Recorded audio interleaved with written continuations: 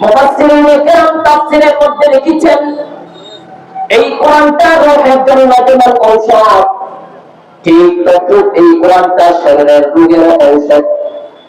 অনেক রোগীকে ডাক্তার ফিরাই দিয়েছেন, যা খেতে চাই খাওয়ায় দাও, আর এই রোগী বাঁচবে না। বাবার অসুস্থতার অবস্থায় বাড়িতে গিয়া সন্তান বাবাকে বাড়ির মধ্যে রেখে মসজিদের বারান্দায় এসে কান্না করতেছে। ইমাম সাহেব যখন মসজিদের মধ্যে ঢুকবেন, ওই মুহূর্তে দেখি এই আল্লাহর বান্দা যুবক মসজিদের বারান্দায় বসে কান্না করতেছে।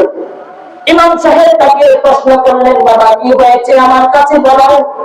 বলে, হুজুর বাবাকে ডাক্তারের কাছে নিয়ে গেলাম, ডাক্তার এখন রিপোর্ট দিল বাবা কি আর বাঁচবে না, এই জন্য আমি মসজিদের বারান্দায় এসে কান্না করছি।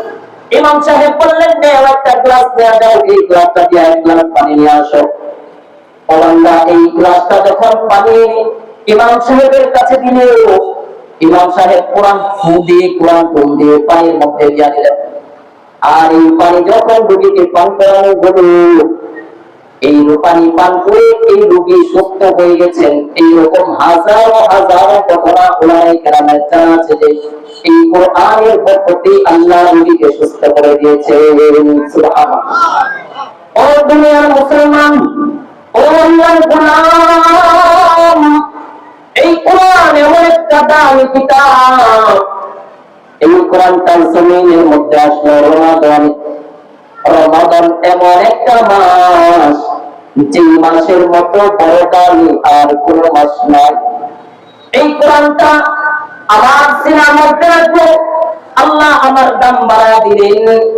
ও আল্লাহর গোলাম, এই কোরআন এত দামি একটা কিতাব। আল্লাহ কোরআনের মধ্যে চ্যালেঞ্জ করে দিলেন, বান্দা এই কোরআনের মধ্যে কোন ভুল নাই। আলিফ লাম মিম যালিকাল কিতাবু লা রাইবা ফীহি হুদাল লিল মুত্তাকিন।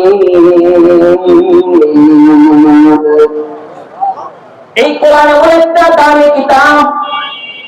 ও বান্দা, আমি এই কোরআনটা দুনিয়ার মধ্যে প্রেরণ করলাম, যারা মুত্তাকি পরহেজগার তাদেরকে জান্নাতের রাস্তা দেখায়া দিবে। আর আমি চ্যালেঞ্জ করে দিলাম, এই কোরআনের মধ্যে কোনো ভুল নাই, ভুলের অবকাশও নাই। এই কোরআন আল্লাহ তাআলা এত দামি একটা কোরআন আমাদেরকে দিলেন।